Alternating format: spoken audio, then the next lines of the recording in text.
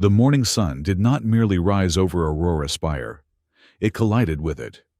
The light fractured against the crystalline hull of the floating megastructure, scattering into a million prismatic shards that danced across the recovery zones below. From a distance, the spire looked like a needle of diamond and steel, stitching the wounded sky to the healing earth. It was a monument to the Great Peace, a vertical city where gravity was a suggestion, and coexistence was a mandatory, if occasionally grumpy, law. High above, on the 600th level, the dragons were waking up. Their morning yawns sounded like tectonic plates grinding together, a low rumble that vibrated through the superstructure and rattled the coffee cups of the bureaucrats 40 levels down.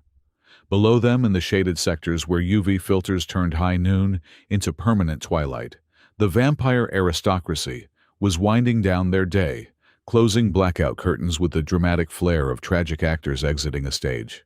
And somewhere in the middle, amidst the hanging gardens and the hydroponic lungs of the city, the wolfkin patrolled with their chests puffed out, convinced that without their stern glares, the entire floating city would simply drift away into the vacuum of space. It was a beautiful, chaotic, precarious mess. And Hugh hated it. Hugh was a man of the ground. He liked things that stayed put. He liked gravity that pulled at 1G, not the artificial hum-calling simulation of the spire. He stood now on the ceremonial plaza of level 300, a vast open-air deck designed to impress visiting dignitaries, and frowned at a patch of ornamental moss that was showing signs of nitrogen deficiency. He adjusted the collar of his dress uniform, which felt like a strangulation device designed by a tailor who hated human necks. Hugh was not a diplomat. He was not a soldier anymore, though the way he stood, legs, braced shoulders, squared eyes, scanning the perimeter for structural weaknesses, screamed of the trenches. He was a soil engineer. In the grand hierarchy of the galaxy, he was the guy who made sure the terraforming bacteria didn't eat the foundations of the new colonies. He checked his wrist chronometer. It was 8 o'clock in the morning. The day of harmonious tasting was scheduled to begin in 1 hour. Ridiculous, Hugh muttered, crouching down to inspect a row of planters. Absolutely ridiculous. The ceremony was a political invention created 5 years ago when the Treaty of Ash was signed. The idea was poetic in that vague, useless way. Politicians loved representatives of the 5 species, would gather mixed soil from their homelands, with sacred herbs, and consume a symbolic amount to show that they were all nourished by the same source. To Hugh, it was a waste of good topsoil. "You are talking to the plants again, Hugh." Hugh did not look up. He knew that voice. It belonged to Kalen, a catfolk librarian with fur, the color of burnt marmalade, and a tail that twitched with perpetual amusement. "Plants are better listeners than counselors," Hugh replied, pressing his thumb into the dirt of a planter containing a stellar orchid. "This soil is too acidic. If the dragon delegate eats this, he is going to have heartburn for a week." Kalen leaned against a marble pillar, cleaning his spectacles. "That would be a diplomatic incident worth seeing. A dragon with acid reflux could melt the lower sector." Hugh stood up, wiping his hands on a rag he kept hidden in his pocket, defying the dress code.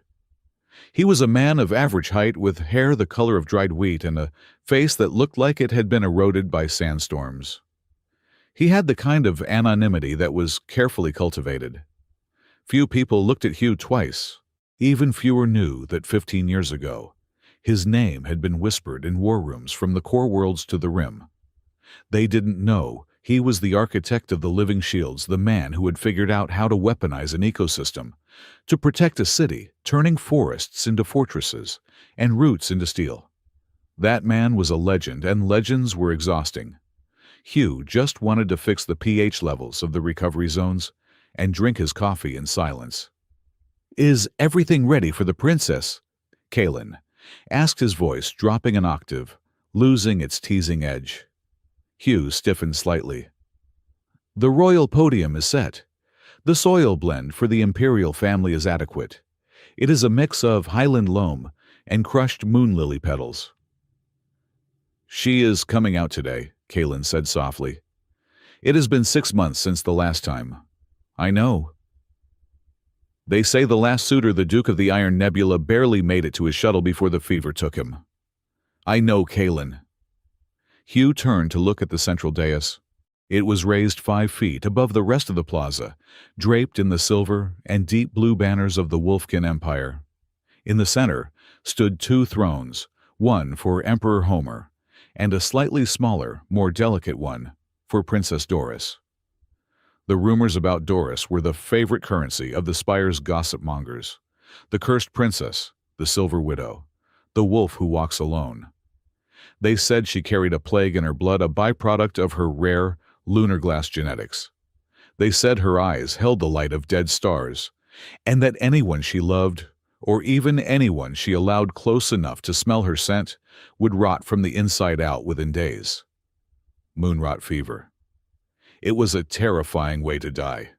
The body simply forgot how to hold itself together, turning into dust while the heart still beat. Hugh picked up a trowel. It is not a curse, he said, more to himself than the cat. It is biology. Unfortunate, rare, volatile biology. But people like their ghost stories. Stories have power, Hugh, Kalen said, his ears swiveling toward the sound of distant trumpets. And right now, the story is that our princess is destined to be the last of her line, alone. The trumpets blared a sound that managed to be both majestic and headache-inducing. The heavy doors at the far end of the plaza groaned open. "Showtime!" Hugh grunted. He retreated to the side, standing among the gardeners and the lower-tier technicians, exactly where he wanted to be, invisible. The procession was a spectacle of recovered wealth. First came the Royal Guard Wolfkin, warriors in armor, made of woven ceramic and blast glass, moving with a synchronized predatory grace. Then came the dignitaries, the vampire counts, shielding their eyes behind smoked visors. The dragon matriarchs in their human forms, tall, statuesque women, with skin that shimmered like gold scales, and the catfolk elders who looked bored by everything. Finally, the Emperor and his daughter arrived. Emperor Homer was a mountain of a wolfkin. Even in his aging years, his fur was a thick, iron-gray mane, and his shoulders were wide enough to carry the weight of a solar system. But he walked with a heaviness that had nothing to do with gravity. His eyes, deep amber and sharp, scanned the crowd, not with pride, but with a defensive, weary anxiety. He looked like a man waiting for a bomb to go off, and beside him walked Doris. The crowd did not cheer. They went silent. It was a silence born of reverence mixed with a primal, superstitious fear. Hugh watched from the shadows of a decorative fern. He had seen holograms of the princess, but reality was different. She was striking, yes. Her fur was not just silver, but a pale, luminous platinum that seemed to catch the ambient light and hold it hostage. Her eyes were wide, the irises swirled with flecks of violet and white, the true mark of the lunar glass gene. She wore a ceremonial gown of white silk that left her arms and shoulders bare, highlighting the sleek, powerful musculature of her species. But what struck Hugh was not her beauty. It was her isolation. As she walked up the aisle toward the dais, the crowd physically recoiled. A subtle wave of motion rippled through the guests as they leaned back, creating a wide, empty buffer zone around her. No one reached out a hand. No one threw a flower. The air around her seemed colder, vacuum-sealed. She walked with her chin high, her expression composed and frozen, like a porcelain mask. But Hugh, trained to look for stress fractures, in bedrock saw the tension in her jaw. He saw the way her claws were slightly extended, digging into her own palms. She did not look like a monster. She looked like a woman walking to her own execution, bored of the proceedings. "Just get it over with, Doris," thought her inner voice, sounding remarkably like the sigh of a closing airlock. "Smile. Nod. Do not breathe on the dignitaries. Do not look the vampire count in the eye. He is already pale enough." She ascended the stairs to the podium. Her father offered her his hand to help her up the last step, and she took it. It was the only touch she would receive today. His hand was warm, shaking slightly. "Steady, little moon," Homer whispered his voice, a low rumble only she could hear. "I am fine, father," she lied. "Let us eat the dirt and go home." The ceremony began. The high priest of the spire, a venerable tortoiskin who claimed to be 400 years old, began a long, droning speech about the nutrient cycle and the metaphorical digestion of peace. The sun beat down. The smell of ozone and expensive perfume was suffocating. Hugh tuned out the speech. His eyes were fixed on the arrangement of ceremonial pots at the front of the stage. There were 5 large urns, one for each major species, and a central smaller vessel for the princess. Something was wrong. Hugh narrowed his eyes. Hugh. He shifted his position, craning his neck to get a better angle. The central pot, the one designated for Doris, was sitting in direct sunlight. That wasn't the problem. The problem was the soil. It was the wrong color. It was too pale dusty, and it had settled. "The compression ratio is off," Hugh whispered. The soil in that pot had been packed too tight. Whoever had prepared it, some nervous acolyte, probably terrified of the princess, had rammed the earth down to make it look neat. But in this heat, with that specific blend of clay and loam, the soil had baked into a hard, impermeable brick. The ritual required the princess to reach and scoop up a handful of the loose earth, mix it with the water from the chalice of rain, and anoint the sprout of a new world tree. If she tried to stick her hand into that pot now, she wouldn't scoop anything. She would break a claw or look foolish scratching at a brick of baked mud. It would be a small humiliation, a moment of awkwardness. But to Hugh, it was an error, an engineering failure, a structural defect. And Hugh could not abide a defect. The high priest was winding down. "And now we invite the heart of Aurora, Princess Doris, to awaken the soil of the future." The crowd applauded politely, their hands muffled. Doris stepped forward. She looked at the pot. She hesitated. Her heightened senses must have told her what Hugh already saw. The soil was dead dry and hard as concrete. A flicker of panic crossed her face. Just a micro-expression. She looked at her father, but Homer was looking at the crowd, trying to project strength. She was going to be embarrassed. The cursed princess rejected even by the earth itself. The headlines wrote themselves. Hugh didn't think. He didn't consider the 400 armed guards. He didn't consider the complex socio-political ramifications of interspecies protocol. He didn't consider that he was a retired nobody who should stay in the bushes. He saw a job that wasn't done right. Hugh stepped out of the crowd. The sound of his boots on the marble floor was loud in the sudden silence. He walked with a steady, workmanlike pace. He didn't run. He didn't sneak. He walked like a man who had left his wrench on the table and was going back to fetch it. "Excuse me," Hugh said to a stunned Wolfkin guard who was too confused to block him. "Coming through." He walked straight up the stairs of the dais. The emperor turned his jaw dropping. The high priest stopped mid-chant. Doris froze, her eyes widening as this human, this stranger, in a rumpled engineer's uniform with dirt under his fingernails, marched right up to her. He didn't look at her face. He looked at the pot. "Amateurs," Hugh grumbled loud enough for the microphone to pick up. "Compacted the clay substrate.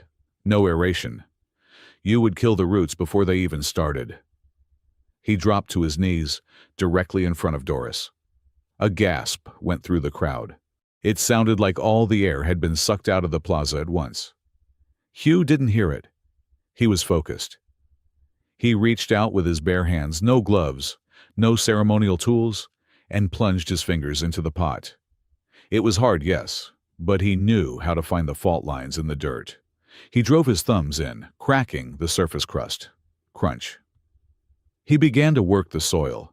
His movements were precise, rhythmic, and incredibly intimate. He broke the clods, sifted the dust, fluffing the earth until it could breathe again. He reached for the pitcher of water, meant for the ceremony, and poured a measured amount kneading the moisture into the clay until it turned dark, rich, and yielding. There, Hugh muttered, wiping a streak of mud across his forehead, oblivious to the fact that 5,000 people were watching him with their mouths open. Needs a little more nitrogen, but this will do for the sprout. Just don't pack it down next time, all right? He patted the side of the pot affectionately, the way one might pat a good dog. Then, and only then, did he realize how quiet it was. It wasn't the silence of a pause. It was the silence of a bomb that had landed, but hadn't gone off yet. Hugh slowly lifted his head. He was kneeling. He was kneeling directly at the feet of the Wolfkin princess. His hands were covered in wet, dark earth. He was looking up at her. Doris was staring down at him. Her silver fur seemed to be standing on end. Her violet eyes were dilated, vast, and unreadable. He waited for her to yell at him, or for the guards to tackle him. But Doris wasn't angry. She was smelling him. Her nostrils flared slightly. She could smell the soil on his hands, rich, living microbial. But beneath that, she smelled him. Most people smelled of fear when they looked at her. It was a sharp, acrid scent like burning plastic. Or they smelled of pity, which was like sour milk. Or greed, which smelled like cold copper. This man smelled of coffee, and old machinery, and annoyance. And underneath that, a calm, deep solidity, like a rock that had been sitting in the sun for 1,000 years. There was zero fear. He was kneeling at her feet, his hands dirty with the soil meant for her future, and he wasn't afraid of her curse. He wasn't afraid of her teeth. He was just annoyed that the gardening was subpar. Doris felt something in her chest, a mechanism that had been rusted shut for years, suddenly click and turn. "You," Doris whispered.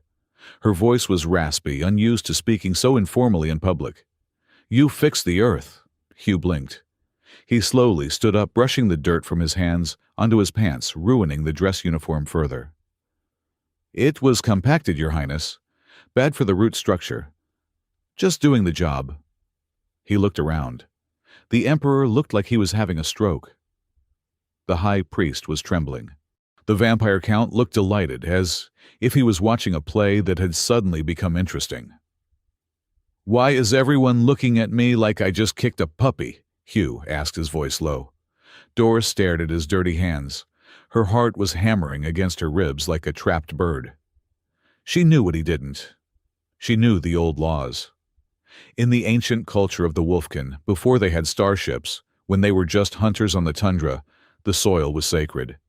It was the skin of the ancestors. To kneel before a female of the pack and plunge your bare hands into the earth at her feet was not gardening. It was the vow of the root. It meant, I am the soil that holds you. I am the ground that will not break under your weight. I claim the burden of your safety from the sunrise until the sun dies. It was a marriage proposal, or more accurately, a life bond offering, the most serious binding and suicidal oath a male could take. And this human, this dusty, grumpy engineer, had just performed it on live galactic television. "Sir!" a voice boomed. Hugh turned. The captain of the Royal Guard, a Wolfkin standing 7 feet tall with a scar running through his left eye, had stepped forward. His hand was not on his weapon. He looked at Hugh with a mixture of confusion and terrifying respect. "The Emperor," the captain said, his voice strangling slightly on the words, "requests your presence, immediately, in the private chambers." "Now," Hugh asked, looking at his muddy hands. "I haven't even washed up." "Now," the captain said, "do not wash the hands." "By the moons, do not wash the hands." Hugh sighed. He looked back at Doris. "Sorry about the interruption, Princess. You can plant the tree now. The dirt is good." He gave her a quick, polite nod, completely unaware that he had just spiritually married her in the eyes of half the galaxy, and turned to follow the guard. Doris watched him go. She watched the back of his head, the messy, wheat-colored hair. She looked down at the pot of dark, loosened earth. Slowly, shakily, She reached out and touched the soil where his hands had been. It was still warm from his touch. For the first time in 10 years, the cold dread in her stomach was gone. It was replaced by a burning, bewildered curiosity. "He didn't wear gloves," she whispered to herself. Emperor Homer stood up from his throne. He didn't look at the crowd. He looked at the retreating back of the human engineer. "Clear the plaza," the emperor commanded. His voice was shaking. "The ceremony is over." As the crowd erupted into a chaotic murmur of 1,000 languages, Hugh walked toward the palace doors wondering if he was going to be fired. "I bet they dock my pay for the uniform," he grumbled to the guard. The guard looked at him as if he were a walking ghost. "I do not think your pay is the issue, human." The heavy doors of the Imperial sector slammed shut behind them, sealing Hugh inside the wolf's den, and leaving the world outside to explode with the news the cursed princess had finally been claimed. By the gardener. The corridor leading to the Emperor's private strategy room was long-lined with portraits of previous Wolfkin rulers. They all looked majestic and violent. Hugh felt underdressed. He tried to wipe his hands on his trousers again, but the mud was stubborn. It was good soil, he noted absent-mindedly. Volcanic base, high organic content. "Wait here," the captain said, stopping before a massive set of double doors carved from blackwood. Hugh waited. He tapped his foot. He checked his watch. 8:45. He was definitely missing his morning break. The doors opened. The room inside was not a throne room. It was a war room. Holographic maps of the sector floated in the air. The Emperor stood by a large window overlooking the clouds, his back to the door. Doris was there too. She was standing in the corner, half hidden by a shadow. She had abandoned the ceremonial sash and looked smaller now, less like a statue and more like a person trying to disappear. "Enter," Homer said. Hugh walked in. The doors closed behind him, with a sound like a prison sentence. "Name," the Emperor said, not turning around. "Hugh," he replied. "Senior Soil Technician, Level 4 Recovery. Employee ID number 7422. "Just Hugh. Just Hugh, Your Majesty. We don't use family names much where I come from. Saves time." Homer turned slowly. The old Wolfkin's face was a map of grief and power. He looked at Hugh. Really looked at him, analyzing the bone structure, the stance, the eyes. "Do you know what you did out there, Just Hugh?" "I aerated the soil, sir. It was compacted. If the princess had tried to silence about the dirt," Homer roared. The sound vibrated in Hugh's chest. Hugh shut his mouth. "Okay, touchy subject." Doris stepped forward from the shadows. Her movements were fluid, silent. She stopped 5 feet away from him, close enough that he could see the individual silver hairs on her arms, the faint pulse in her neck. "You do not know," Doris said softly. Her voice was much lower than he expected, a contralto that sounded like cello strings. "Father, he truly does not know." "Know what?" Hugh asked, looking between them. "Look, if I broke protocol, just write me up. I'll pay the fine. 20 credits? 50. Homer let out a short, bark-like laugh. It was a dry, humorless sound. 50 credits, the Emperor repeated. He walked over to a table and poured a glass of amber liquid. He downed it in one swallow. "He thinks the price is 50 credits. Homer slammed the glass down. "Human," the Emperor said, leaning forward, his hands gripping the edge of the table until the wood groaned. "In our culture, the earth is the mother of all flesh. To touch it bare-handed at the feet of a high-born female is not gardening. It is a declaration." Hugh felt a very cold drop of sweat slide down his spine. "A declaration of what protection?" Doris said. She was looking at him with those galaxy-filled eyes. "Absolute suicidal protection. You just told the entire empire that you are my—" She hesitated, searching for the human word. "My anchor, my shield, my intended life bond." Hugh stared at her. He looked at his dirty hands. He looked at the floor. He looked back at the Emperor. "I was just fixing the drainage," Hugh said weakly. "It does not matter what you intended," Homer said grimly. "The council saw it. The diplomatic corps saw it. If I dismiss you now, it will look like I am rejecting a valid claim. It will look like I am admitting that my daughter is too cursed, even for a brave fool who offers his life." "I didn't offer my life," Hugh protested. "I offered better nitrogen balance." "The result is the same," Homer said. "You have walked into a trap of your own making, engineer." The Emperor walked closer, towering over Hugh. "But there is something you need to understand. Everyone who has tried to get close to her, for power, for glory, for lust, they are all dead. The moon rot does not care about your intentions. It burns the blood." Homer sniffed the air near Hugh. "And yet," the Emperor murmured, confused, "you are not afraid. Why are you not afraid?" Hugh straightened his spine. The soldier in him, buried under 10 years of soil samples, woke up. "Because I deal with reality, sir," Hugh said evenly. "Soil is reality. Plants are reality. Curses are just unexplained variables. And I don't get scared of variables. I solve them." Doris's ears perked up. A tiny, almost imperceptible movement. "He is arrogant," Doris said, but there was no bite in her tone. "He is a dead man walking," Homer corrected. "But he is a dead man who bought us time." The Emperor looked at Hugh. "We cannot undo the ritual. The shame to the royal house would be catastrophic. You will maintain this charade. You are now the official suitor of the Princess Doris." Hugh opened his mouth to argue, to quit, to demand a union representative. "And," Homer added, his voice dropping to a dangerous growl, "if you survive the week, we will pay you. Not 50 credits, 50,000 credits." Hugh closed his mouth. 50,000. That was enough to buy a decommissioned terraforming rig. Enough to get off this rock. Enough to disappear for good. He looked at Doris. She wasn't looking at the money. She was looking at his hands again. She looked lonely. Not the "I need a date" kind of lonely. The "I am the only person in the universe" kind of lonely. Hugh felt a pang of something inconvenient. Sympathy. "I have conditions," Hugh said. Homer blinked.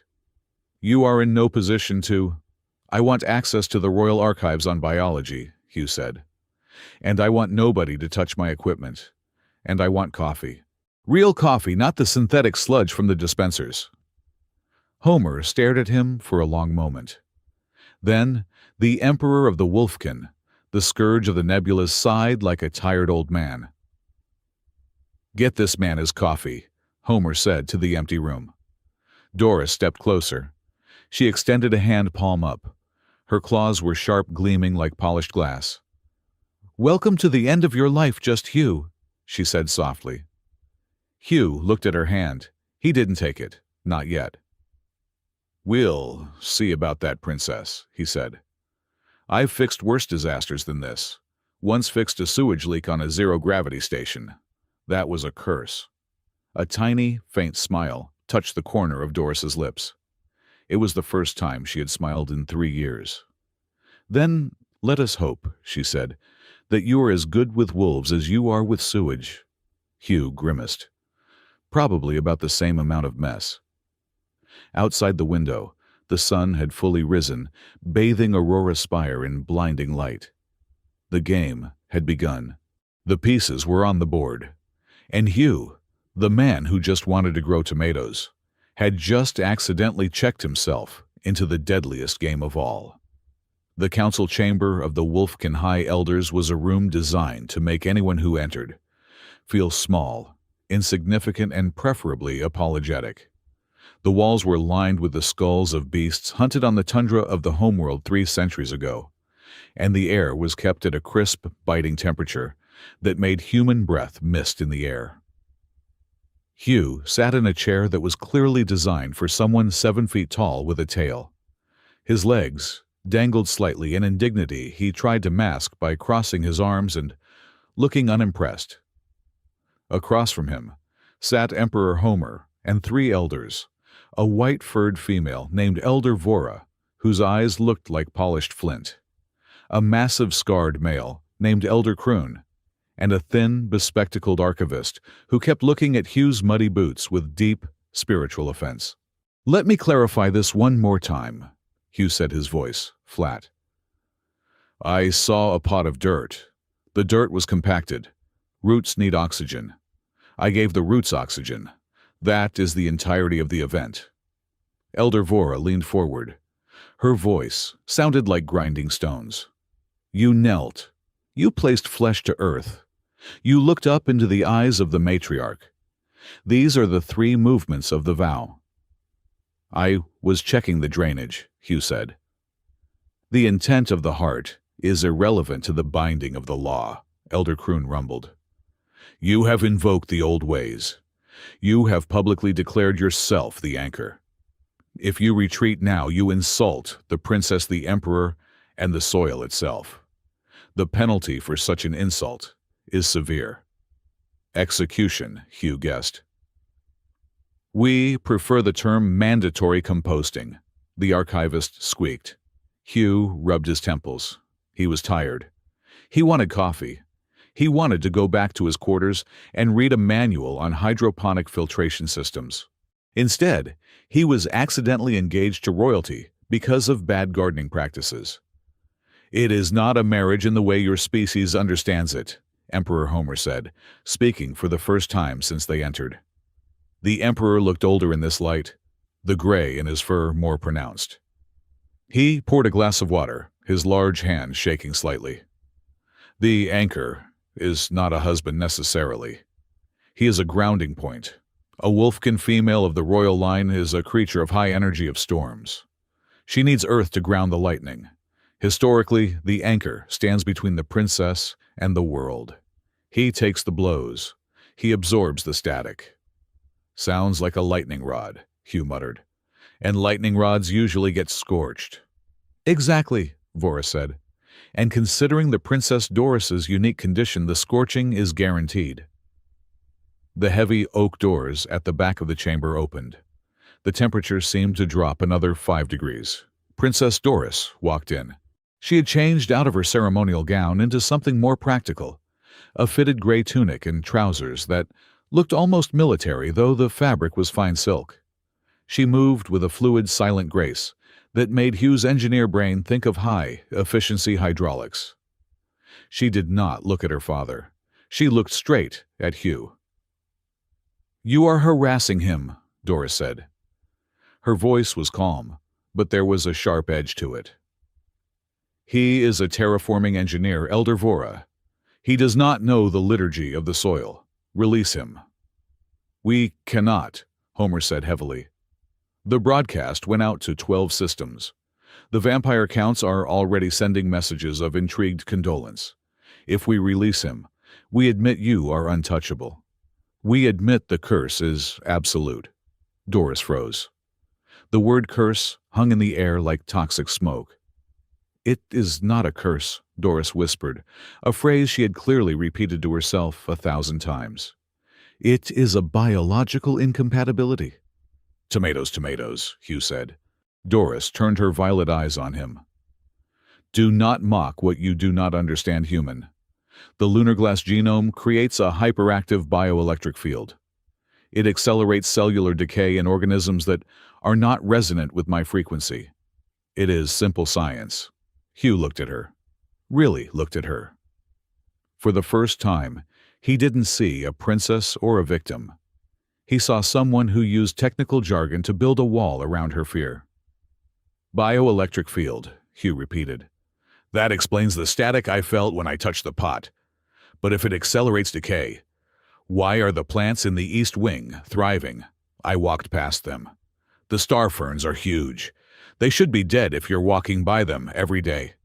Doris blinked. The mask of royalty slipped for a second, replaced by the surprise of a scientist who had been caught. "The star ferns are silica-based. My field only affects carbon-heavy structures with weak cell walls." But the soil in the plaza, Hugh countered, leaning forward, and forgetting he was supposed to be intimidated, was a carbon-rich loam. If you were toxic, the microbial life in that pot should have been dead before I even touched it. But it wasn't. It was dormant, not dead. I could smell the bacteria. They were just sleeping. Doris opened her mouth to argue, then stopped. Her ears twitched. She looked at Hugh with a sudden intense scrutiny. You could smell the microbial state, she asked. I have a good nose for dirt, Hugh shrugged. And I'm saying your field didn't kill them. It suppressed them. That's a difference. Suppression isn't a death sentence, it's a stasis field. The room went silent. The elders looked confused. Homer looked hopeful. Doris looked at Hugh, as if he had just solved a riddle she had been screaming at the universe for 10 years. Stasis, she murmured. Preservation. Not rot. Whatever it is, Hugh said, standing up and brushing his knees. I'm not afraid of a little static. And I'm not afraid of stasis. I've spent 6 months sleeping in a cryopod on the transit from Earth. I know cold. He looked at the Emperor. I'll stay. I'll play the part of the anchor. For 50,000 credits and full access to the royal greenhouses. But I'm doing it my way. No mystical chanting, just science. We figure out why people keep dying around her, and we fix it. Homer let out a breath he seemed to have been holding for a decade. Agreed. Doris stepped closer to Hugh. The personal space bubble she usually maintained, the one people were terrified to enter, shrank. She was 3 feet away. You are a fool, she said softly. But you are an interesting fool. Why was the soil in the third pot acidic? Dragon dung fertilizer, Hugh replied instantly. Too much nitrogen. Amateur mistake. A tiny spark of amusement danced in her violet eyes. I told the gardener that 3 weeks ago. He did not listen. Well, Hugh said, I'm listening. The next morning, the royal gardens were bathed in the artificial golden light of the spire's primary solar collectors. It was a beautiful place, a jungle of alien flora suspended 2 miles above the planet's surface. Waterfalls cascaded down from floating rock platforms, and vines the color of amethyst draped over ancient stone archways. Hugh was knee-deep in a mud pit, wrestling with a root system that looked like a giant angry squid. You are ruining the aesthetic, a voice said from above. Hugh looked up. Perched on a high branch of a silverbark tree was a catfolk female. She was small, lithe with fur the color of storm clouds, and bright green eyes. She wore a maid's uniform that had been modified for climbing. Function over form, Hugh grunted, heaving the root to the left. This drainage line is blocked. If I don't clear it, the fire lilies will drown.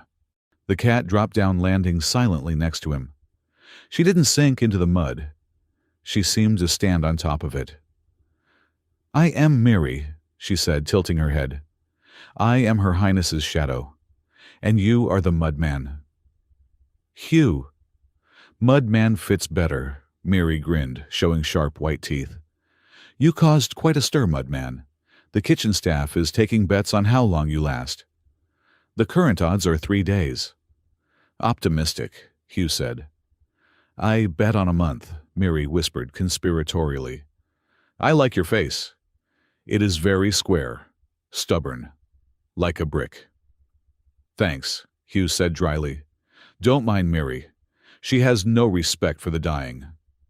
The second voice was cracked and ancient, sounding like dry leaves, skittering on pavement. Hugh turned to see an old woman sitting on a stone bench nearby. She was wrapped in layers of heavy wool shawls, but beneath the fabric he could see the glint of copper scales. Her eyes were vertical slits of molten gold. This was Dr. Sarah, the oldest living dragon in the sector, and the royal physician. Doctor, Hugh nodded respectfully. He wiped his hands on a rag.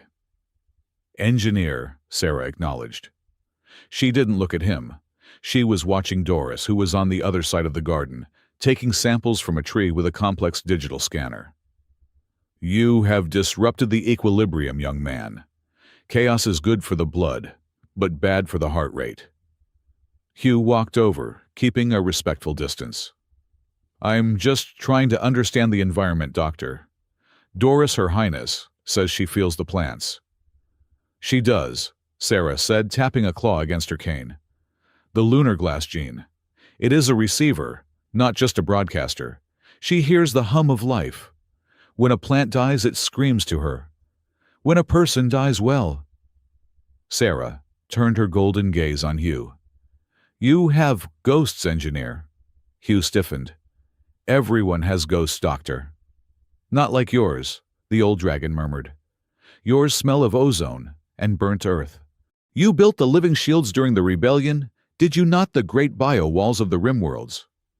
Hugh looked away, staring at the waterfall. I designed them to protect people. And they did, Sarah said. But they also grew hungry. They ate the enemy soldiers. That is the problem with weaponizing nature, Hugh. Nature does not understand the Geneva Convention. Hugh clenched his jaw. The memory flashed a wall of thorns 50 feet high, ripping through a battalion of rebels. He had saved the city, yes, but the screams of the men caught in the roots still woke him up at 3 a.m. That was why he had quit the military. That was why he only fixed gardens now. I don't build weapons anymore, Hugh said quietly. Good, Sarah said, because Doris is not a weapon either. She is just a girl who hums too loud for the world to handle. Do not try to disarm her engineer. Try to harmonize with her. Across the garden, Doris looked up. She saw Hugh and Sarah talking. She hesitated, then walked over. The nitrogen levels are stabilizing, Doris said, showing Hugh the scanner. She was trying to be professional, but there was a shyness in her posture. Your aeration technique worked. Told you, Hugh said. My friends are coming today, Doris said suddenly. The sentence came out in a rush. For the safety test, Hugh frowned. Friends. People I used to know, Doris corrected herself, before the rumors got bad. Lady Lyra of the Vampire Court. Baron Kale of the Dragon Kin. They used to come for tea. Before. And now they're coming to see if I die, Hugh said.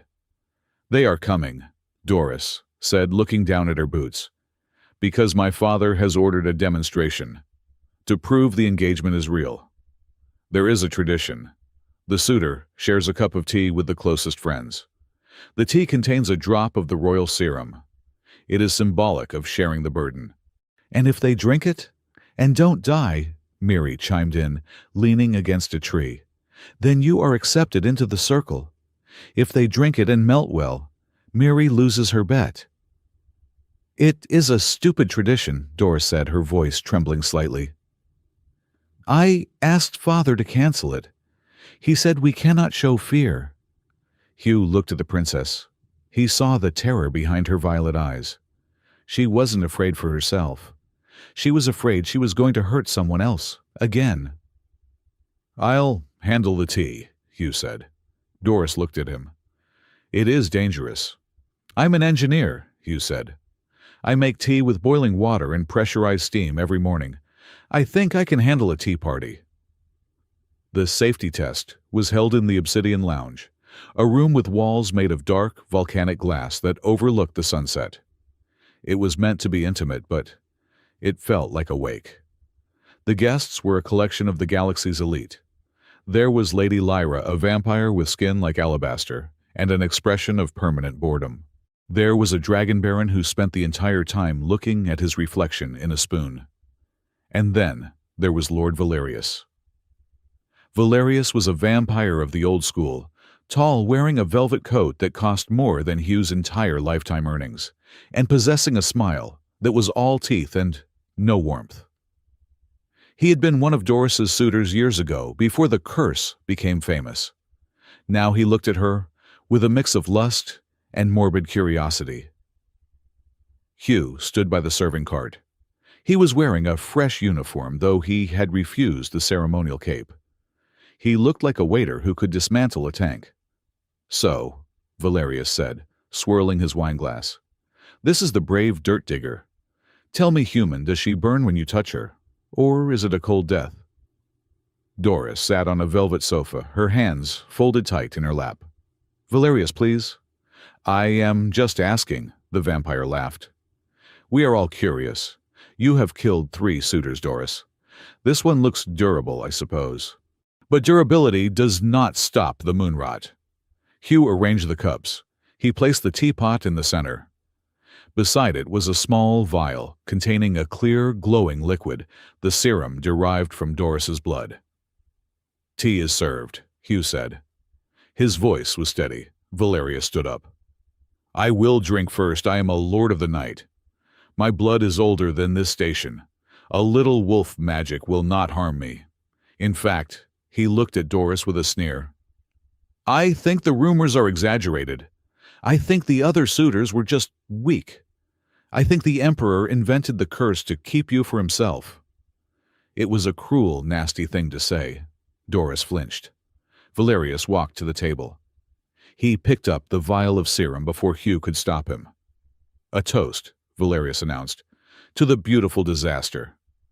He poured 3 drops of the serum into his tea, triple the ceremonial dose. He drank it in one gulp. The room went silent. Valerius smiled. You see nothing. It is a lie. There is no... He stopped. A look of confusion crossed his pale face. He touched his throat. It tastes metallic. Then he coughed. A spray of silver dust came out of his mouth. Valerius, Lady Lyra stood up alarmed. Valerius grabbed the edge of the table. The veins in his neck turned a bright, glowing silver. He gasped, his eyes bulging. It burns the cold. He collapsed. The sound of his body hitting the floor was heavy, sickening. He writhed, clawing at his chest. His skin began to flake away like gray ash, revealing glowing light underneath. It was the moon rot. Fast, violent, impossible. Get back, the Dragon Baron shouted, transforming his arm into a scaled claw.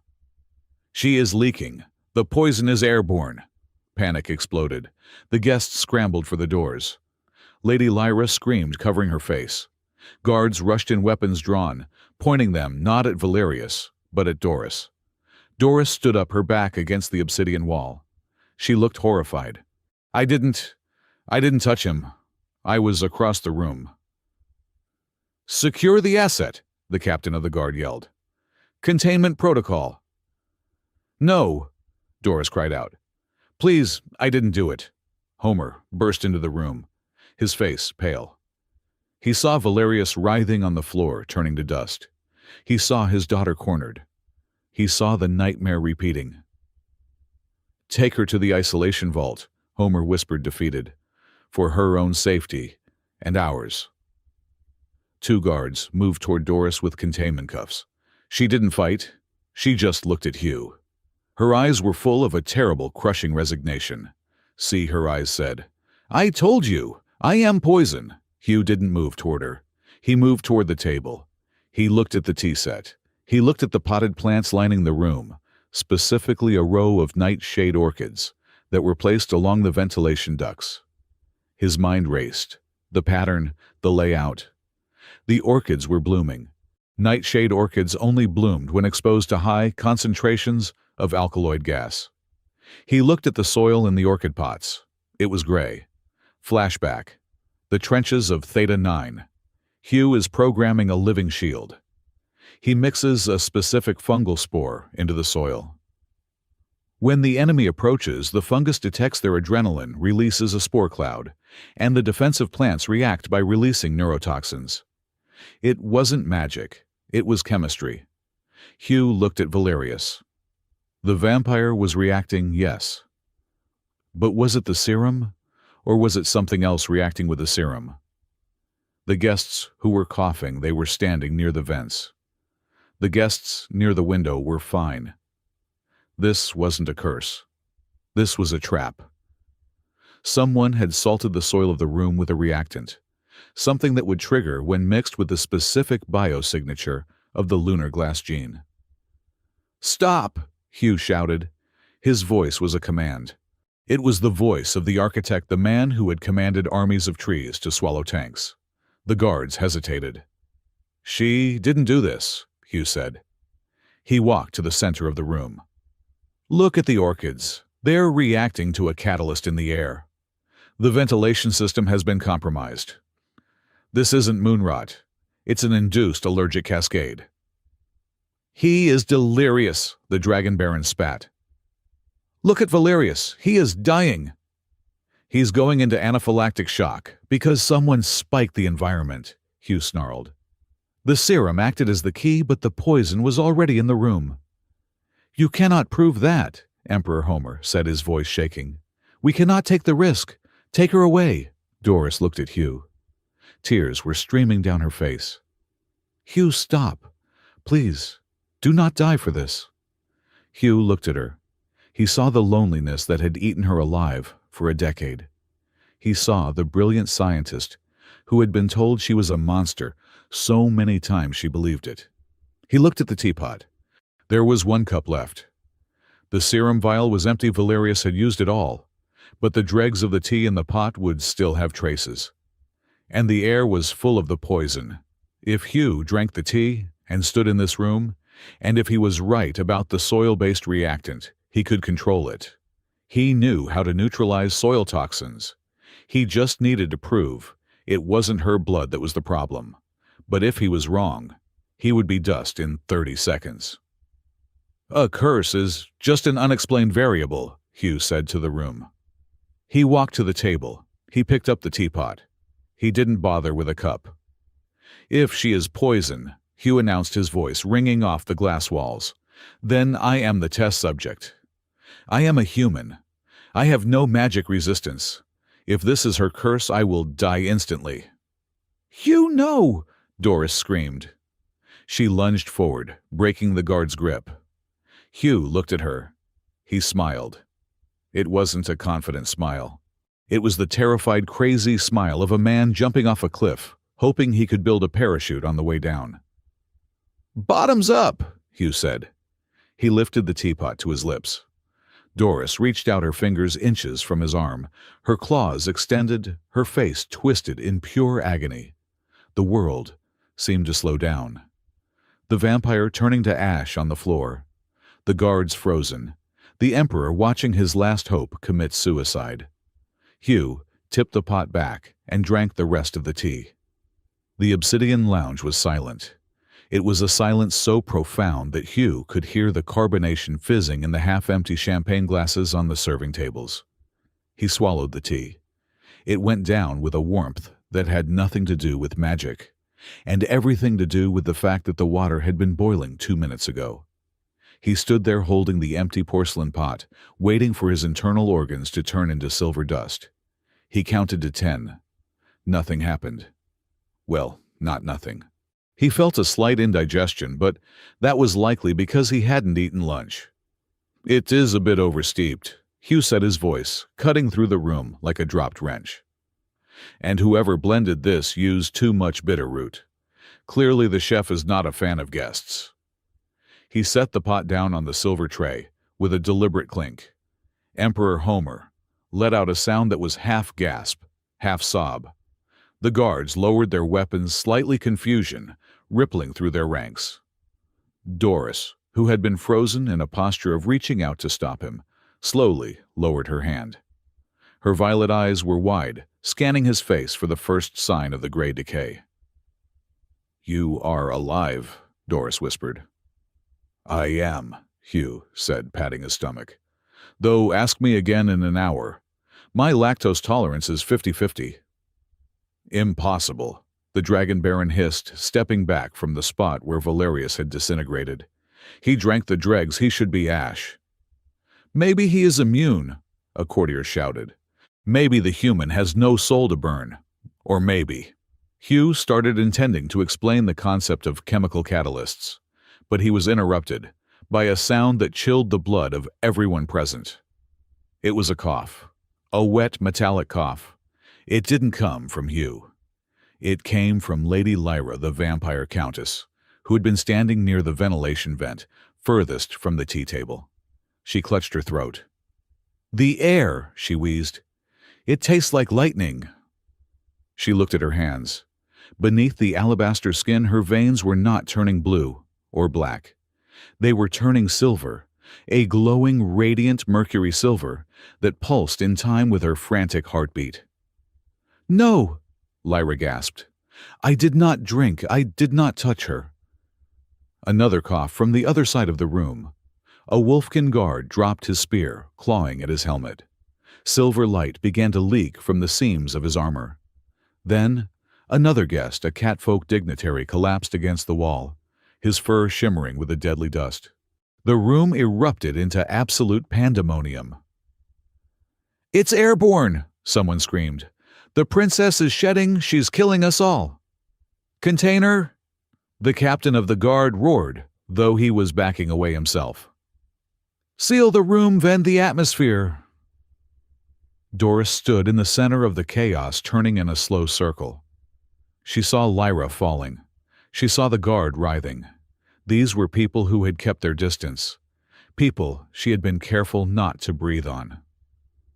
"I didn't," Doris stammered, her hands shaking so hard they blurred.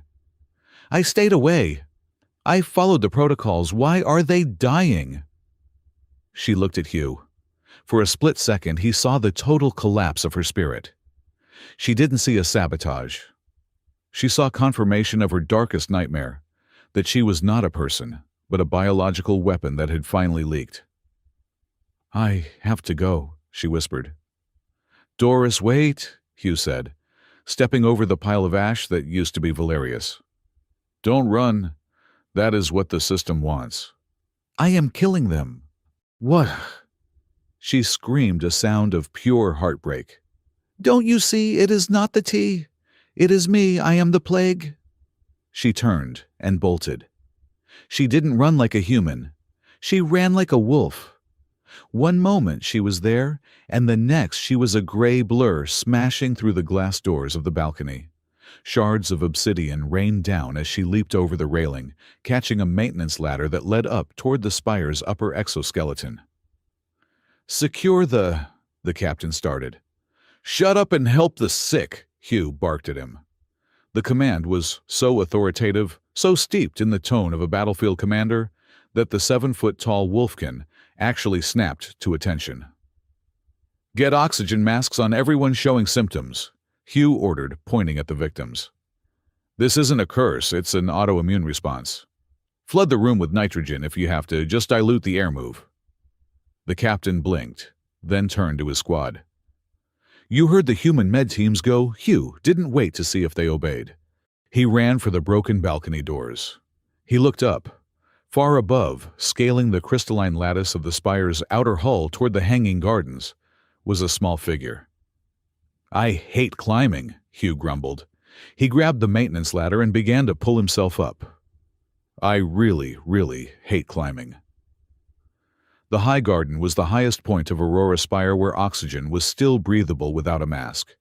It was a sanctuary of bioluminescent moss and ancient, twisted trees that grew directly out of the station's hull, fed by atmospheric recyclers. It was usually peaceful. Tonight, it looked like the inside of a reactor core. When Hugh finally hauled himself over the ledge, wheezing and covered in soot, he found Doris huddled at the base of the great star tree. But she wasn't alone. The ground was glowing. Veins of blue light were pulsing through the dirt, throbbing like a fever. The light didn't stop at the soil. It crawled up the tree trunks, turning the leaves into jagged shards of neon. The air smelled of ozone and burning copper. Doris was curled into a ball, her hands over her ears. The light seemed to be reaching for her, wrapping around her ankles, like affectionate deadly vines. "Go away," Doris yelled, without looking up. "The air up here is thin. If you come closer, the field will dissolve you." "Please, Hugh. Just let me jump." Hugh walked forward. He didn't run. He walked with the heavy, deliberate stomp of a man testing the structural integrity of a bridge. "You're not going to jump, Princess," Hugh said. "And you're not dissolving anyone. Look at the ground." "I don't want to look." "Look at it," Hugh shouted. Doris flinched, her head snapping up. She looked at the ground. She saw the blue veins pulsing in the dirt, converging on her. It's the moon rot, she whispered. I've infected the station. No, Hugh said, dropping to his knees a few feet from her.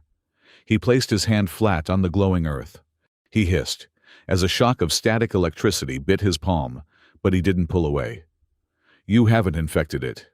You've activated it. He looked at her, his face illuminated by the eerie blue glow underneath. I know what this is, Hugh said softly. I didn't recognize it in the pots because the sample size was too small. But the blue ley lines, the static charge, the way it targets anyone with high adrenaline or hostility. He took a breath. This is a living shield matrix, Mark IV. I designed the prototype 20 years ago. Doris stared at him. A shield. It's a biodefense grid. Hugh explained, his fingers digging into the dirt, feeling the vibrations. During the war, we needed a way to protect command centers without using energy shields which could be detected. So we engineered a fungal root network. We programmed it to recognize a specific biosignature, the key, and destroy anything that threatened that key. Hugh gestured to the city below, where sirens were beginning to wail. The symptoms down there. The silver veins. That's not a disease. That's the Matrix attacking cellular structures it perceives as threats. Valerius was hostile. He was full of arrogance and adrenaline. The Matrix sensed it and eliminated the threat. Lady Lyra was terrified. Fear smells like danger to the soil, so it attacked her too. Doris looked at her hands. So I am not poison. You were the key, Hugh said. This whole station, Aurora Spire, it isn't just a city. It's a fortress, and someone programmed it to protect you with the subtlety of a nuclear bomb. My father, Doris breathed. The realization hit her like a physical blow. Correct. The voice came from the shadows. Dr. Sarah stepped out from behind the star tree. The old dragon looked older than Hugh had ever seen her. She was leaning heavily on her cane, and her golden eyes were dim with regret. Beside her was Miri, the cat maid, looking unusually solemn and holding a portable medical scanner. Dr. Sarah, Hugh said, not surprised. You knew. I suspected, Sarah said, her voice raspy. I was there when Homer commissioned the reconstruction of the spire. He was terrified. The war had just ended. He had lost his wife. You were all he had left, child. Sarah hobbled closer to Doris, ignoring the blue light that flared warningly around her boots. He hired a team of rogue geoarchitects, Sarah continued. He told them to build a sanctuary that would never let his daughter be hurt again. They took your blood, the lunar glass samples, and used it to calibrate the soil.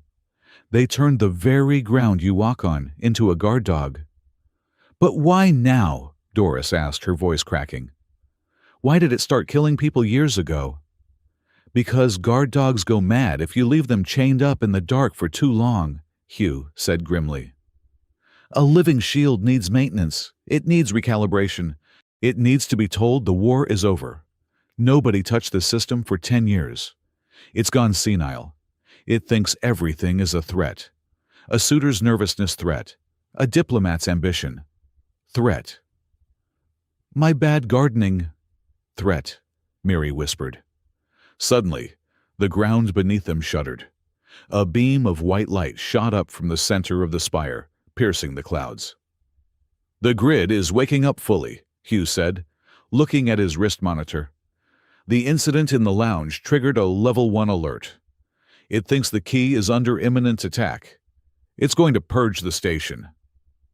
Purge, Miri squeaked. Define purge. It means it will sterilize the environment, Hugh said calmly. It will release the neurospores into the ventilation system. Everyone who isn't Doris or genetically compatible with Doris will be neutralized. 10,000 people. Maybe 20 minutes. Doris scrambled to her feet. Stop it! How do we stop it? We can't turn it off, Hugh said, standing up and wiping the dirt from his pants. It's a biological system. You can't unplug a forest. We have to retrain it. He looked at the base of the great star tree. The roots there were thick, tangled, and pulsing with blinding light.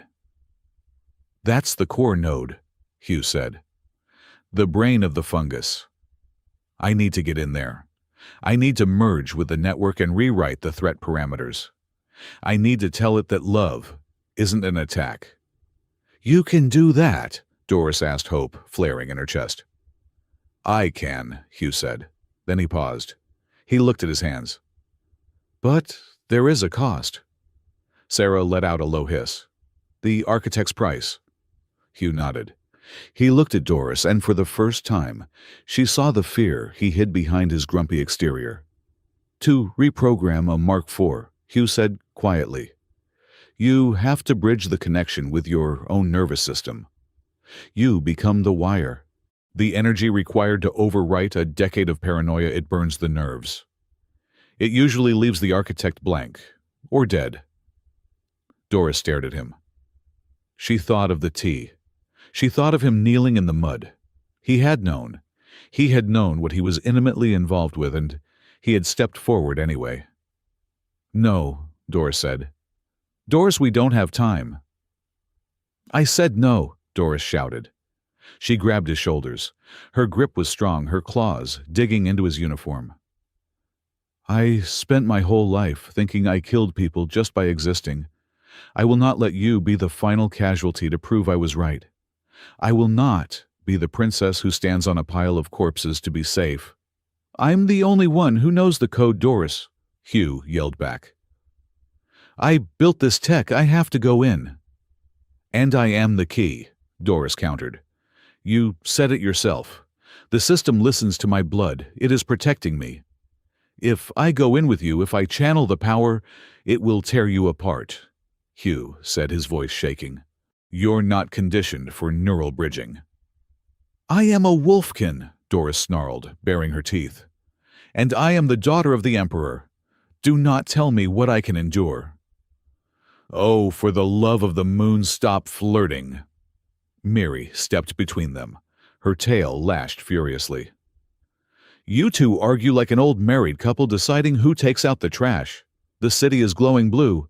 People are coughing silver. Do the hero thing, but do it together, or we all die." Hugh looked at Miri. He looked at Sarah, who gave a solemn nod. He looked at Doris. He saw the fire in her eyes. It wasn't the cold light of the moon anymore. It was the warm, fierce fire of a hearth. "It's going to hurt," Hugh warned. "More than anything you've ever felt." "Good," Doris said, taking his hand. Her palm was hot against his. "I am tired of being numb." Hugh took a deep breath. He interlaced his fingers with hers. "Okay," Hugh said. "Let's go gardening." They walked to the base of the great star tree. The light was so bright now, it was hard to look at. The air was humming a physical vibration that rattled their teeth. Hugh knelt. He pulled Doris down beside him. "On 3, Hugh said. "We put our free hands on the root. I will build the bridge. You push your feelings, your safety, your trust, your acceptance of me down that bridge. You have to convince the dirt that I belong here." "I understand," Doris said. 1, Hugh counted. 2. 3. They slammed their hands onto the pulsing root. White. The world didn't fade to black. It exploded into white. Hugh felt his physical body vanish. He was no longer a man. He was a consciousness stretched thin over a vast, infinite grid of light. He could feel the station not as metal and glass, but as a living organism. He felt the panic of the vampire dying in the lounge. He felt the fear of the children in the lower sectors. And he felt the rage. The Matrix was screaming. It was a primal, mindless scream of protect, defend, kill. Protect. It was a terrified guard dog snapping at shadows. Intruder. The Matrix roared in his mind. Eradicate. Pain lashed through Hugh's mind. It felt like being flayed alive. The system tried to eject him, to burn his synapses, until he let go. "Hold on, Hugh," thought, gritting his mental teeth. "Parsing command structure. Override code 7 Delta Green. Code rejected the matrix countered. Trust, level 0. Threat maximum. It was too strong. The paranoia had solidified into something concrete. Hugh felt his consciousness beginning to fray. He was going to die here, lost in the data stream of a glorified vegetable garden. Then he felt the hand. It wasn't a physical hand. It was a presence. Cool silver and immensely powerful. It slid into his mind, wrapping around his pain like a bandage. Doris. I am here, her voice echoed in the void. It wasn't spoken. It was felt. Doris, it's too heavy, Hugh projected. It thinks I'm the enemy. Then let me introduce you, Doris replied. Hugh felt a surge of energy that was completely different from the harsh electric bite of the machine. It was organic. It was the rhythm of a heartbeat. It was the smell of rain on dry earth. Doris poured herself into the matrix. She didn't use code. She used memory. She showed the matrix the moment Hugh knelt in the plaza. The feeling of his rough hands on the soil. The smell of coffee and annoyance. The lack of fear. He is not a threat, Doris projected. He is the root. The matrix paused. The screaming lessened. Query. The system rumbled. Subject Hugh. Designation. Designation, Doris thought, and Hugh could feel her smiling in the void. Husband. The word rippled through the network like a drop of ink in clear water. Husband, the matrix processed. Definition, partner, protector, self. Yes, Doris affirmed. He is self. To hurt him is to hurt me. The red, angry light of the system began to shift. The command parameters locked for 10 years in a cycle of defense, unlocked, with a sound like a breaking chain. Hugh seized the moment. He was the architect. He knew what to do with an open door. He grabbed the strands of the system, the inputs that controlled the toxin, released the sensors that tracked adrenaline, and he twisted them. He didn't turn them off. He inverted them. New directive, Hugh commanded, pouring the last of his strength into the code. Do not target fear. Heal it. Do not isolate the key, he wrote. Connect it. Do not be a wall. He finished, his mind screaming, as the energy arced through him. Be a garden.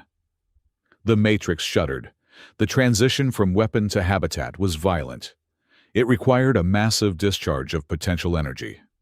Confirmed. The system sighed, reconfiguring. The white light turned gold. In the high garden, Miri and Dr. Sarah watched in awe. The blue veins in the ground flared blindingly bright, then shattered. They didn't break. They dissolved into a soft, warm golden mist that rose from the soil. The jagged, aggressive light on the trees softened, turning into a gentle, pulsating luminescence. A shockwave of energy blasted outward from the star tree. It didn't knock the trees down. It passed through them, causing flowers to bloom instantly in its wake. The wave hit Hugh and Doris. They were thrown back as if hit by a cannonball. Their hands were ripped from the root. They tumbled across the moss landing in a heap near the fountain. Hugh, Miri screamed, dropping the scanner and sprinting toward them. The light faded. The humming stopped. The air, which had smelled of ozone and death, now smelled incredibly sweet, like night-blooming jasmine and fresh rain. Miri skidded to a halt beside them. Hugh was lying on his back. His uniform was scorched, the sleeves burned away.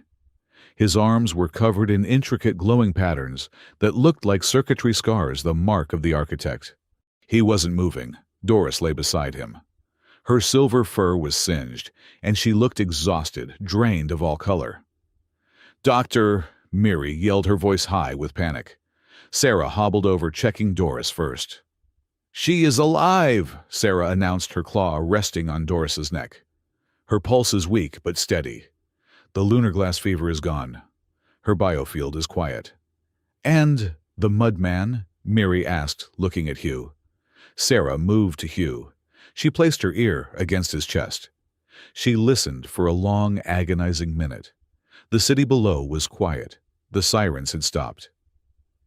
Well, Miri demanded. Sarah sat back. She looked at the glowing scars on Hugh's arms. "His heart is beating," Sarah said softly. "But his mind, he went very deep, Mary. He took the feedback of an entire city into his nervous system to spare her." Doris groaned. Her eyelids fluttered. She pushed herself up, her movements groggy. "Hugh!" she rasped. She saw him lying there. She saw the scars. She crawled over to him, ignoring her own pain. She placed her hands on his cheeks. "Hugh," she whispered. "Wake up! The garden is fixed. You have to inspect the work." He didn't move. Doris lowered her head to his chest. She let out a low, mournful whimper, a sound that was entirely grief. Below them, in the obsidian lounge, the guests who had been coughing silver dust began to sit up. The silver faded from their veins, replaced by a healthy flush. The air was clean. The nightmare was over. But the man who ended it was lost in the dark. The consciousness returned to Hugh, not like a switch being flipped, but like a plant slowly pushing through heavy, wet soil. First came the smell. It was not the sterile, acrid scent of a military medbay, nor the metallic tang of a spaceship. It smelled of crushed mint, damp moss, and the peculiar, spicy aroma of dragonstone being warmed by the sun. Then came the feeling. His body felt heavy, anchored as if gravity had increased by 20%. But there was no pain. The searing fire that had torn through his neural pathways when he merged with the Matrix was gone, replaced by a dull, throbbing hum that resonated in his bones. Hugh opened his eyes. Above him, the ceiling was a lattice of living vines, woven together with bioluminescent fiber optics. The light was soft amber and green, filtering down like sunlight through a forest canopy. He tried to sit up, but his muscles felt like water. He looked down at his arms. They were not bandaged. They were bare, resting on a sheet made of woven silk and organic cotton. And they were changed. Running from his wrists up to his shoulders, tracing the lines of his major nerves, were patterns of shimmering silver light. They looked like tattoos made of liquid mercury, or like the delicate traceries of a circuit board etched into his skin. He flexed his fingers. The silver lines pulsed a faint glow, responding to his movement. "The architect's mark," a voice rasped nearby. "It suits you. It matches your stubbornness." Hugh turned his head. Lying on a similar bed, made of moss-cushioned stone, about 5 feet away, was Princess Doris. She looked small. The fierce, desperate energy of the high garden was gone, leaving behind a young woman who looked like she had slept for 100 years. Her silver fur was clean-brushed and shone with a healthy luster, though her violet eyes were heavy with exhaustion. But what struck Hugh was her hand. She was reaching across the gap between their beds, her arm dangling in the air, her fingers stretching toward him. "You are awake," Hugh crooned, his voice sounding like gravel in a mixer. "I woke up 10 minutes ago," Doris whispered. "I tried to reach you. I needed to know." She trailed off her claws, retracting slightly. "I needed to verify the pulse, to ensure the connection was severed safely." Hugh moved his arm. It took effort, but he slid his hand across the gap until his fingers brushed hers. The moment they touched, a tiny spark of static, warm, not painful, jumped between them. Doris let out a breath she seemed to have been holding since the explosion. Her fingers curled around his wrist, pressing directly over his radial artery. She wasn't holding his hand romantically. She was holding onto his life force, anchoring herself to the fact that he was solid, warm, and present. "Pulse is steady," Hugh said dryly. "Blood pressure is probably high, considering I am lying in a bed of moss next to royalty." Doris let out a weak, breathy laugh. "You complain even when you survive." "Survival is just the start of the paperwork," Hugh grumbled, though he didn't pull his hand away. "Where are we?" "The biosanctuary," a new voice answered. Dr. Sarah shuffled into view. The ancient dragon looked tired, her scales duller than usual, but she was smiling. She carried a tray with 2 steaming mugs. Behind her, Miri, the catfolk, hopped onto the foot of Doris's bed looking unusually serious. "It is a cooperative healing facility," Sarah explained, setting the tray down. "The dragons provided the heating stones, the elves grew the structural vines, and the wolfkin provided the guards outside, who are currently debating whether you are a god or a criminal." "I vote for criminal," Miri said, though she gently patted Doris's covered feet. "Gods are boring. Criminals have better stories." Hugh took the mug Sarah offered. It was herbal tea, but to his immense relief, it smelled faintly of caffeine. "How long?" Hugh asked. 3 days, Sarah said. "You fried your nervous system, engineer. If Doris had not acted as a capacitor grounding the excess energy through her own lunar glass field, you would be a vegetable. As it is, you are merely modified." Hugh looked at the silver lines on his arms again. "Permanent, As permanent as a scar," Sarah nodded. "But useful. You will find you are more sensitive to electromagnetic fields now. You might want to avoid hugging microwave ovens. And the station," Doris asked, her voice trembling. "The victims, Lady Lyra Valerius?" Sarah exchanged a look with Miri. The old dragon sat down heavily on a stool. "That is the interesting part," Sarah said. "The Matrix did not just stop killing. When you inverted the command codes, when you told it to heal fear, it took you literally." "Valerius is alive," Miri said, her eyes wide. "He lost all his hair, which is hilarious, but he is alive. And he is nice." Hugh choked on his tea. "Nice?" "He spent yesterday apologizing to the kitchen staff for being rude about the blood wine vintage," Miri said, twitching her whiskers. "Lady Lyra is organizing a charity ball for the lower sector orphans. The people who were infected with the silver dust, the dust dissolved into their systems. It seems to have acted as a massive dose of serotonin and empathetic bonding agents." "The Matrix is an ecosystem," Hugh realized, staring at the ceiling. "I told it to turn the threat into a garden. It turned the people into a garden. It balanced their pH levels emotionally speaking." "It won't last forever," Sarah warned. "The chemical effect will fade. Valerius will likely go back to being a pompous windbag in a month. But for now, Aurora Spire is the most peaceful place in the galaxy, and no one has died." Doris squeezed Hugh's wrist. Her eyes were shimmering with tears. "No one died. No one," Hugh confirmed, looking at her. "You didn't kill anyone, Doris. You saved them. You turned a weapon into a therapy session."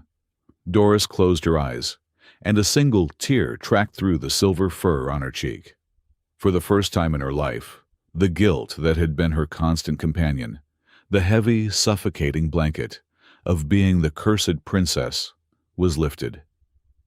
She took a deep, shuddering breath, and the air didn't taste like fear anymore.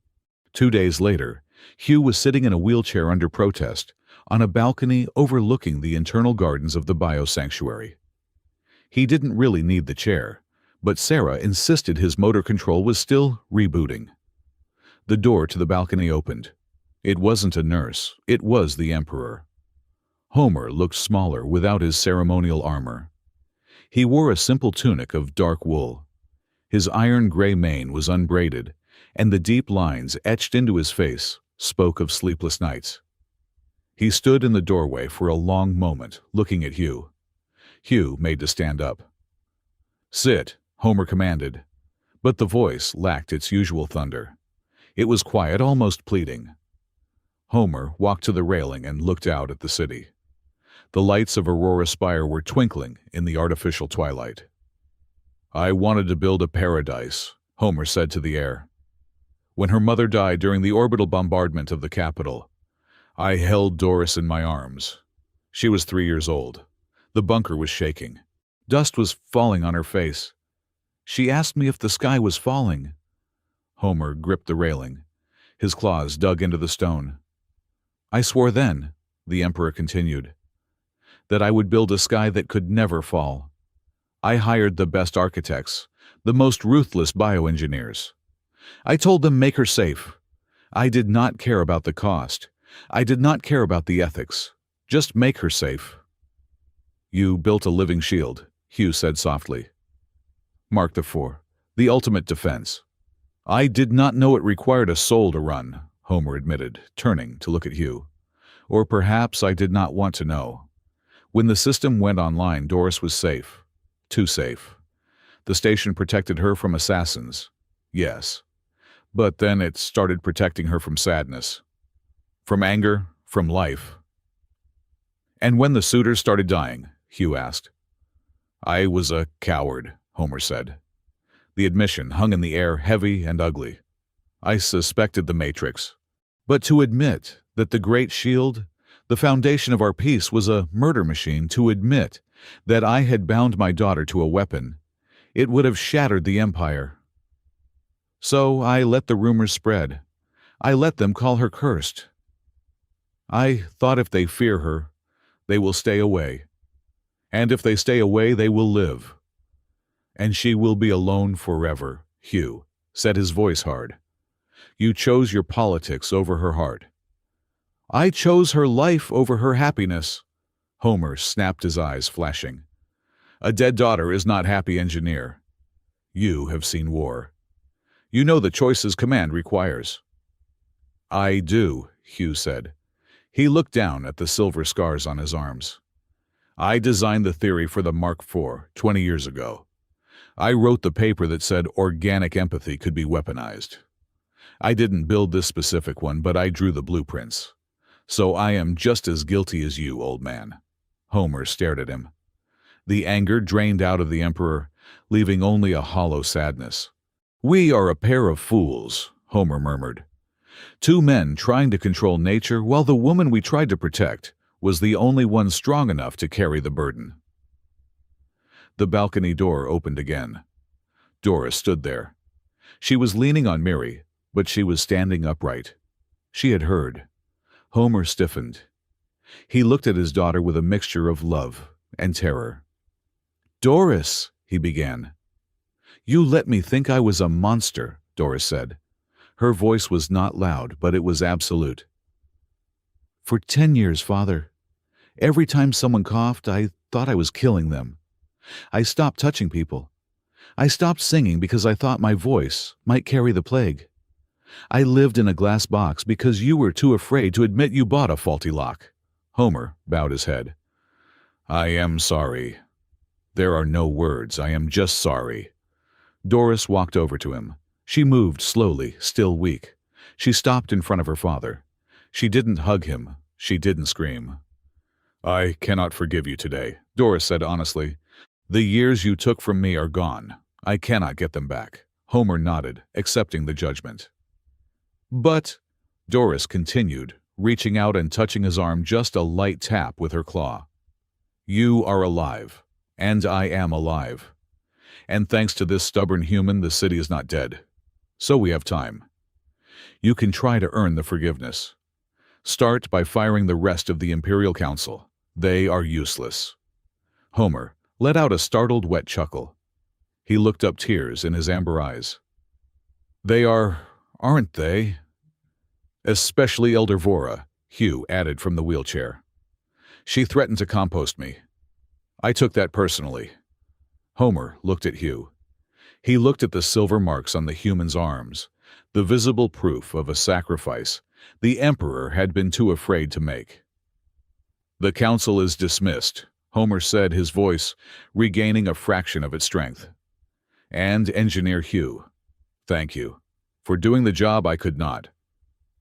Just fixing the drainage, Your Majesty, Hugh shrugged.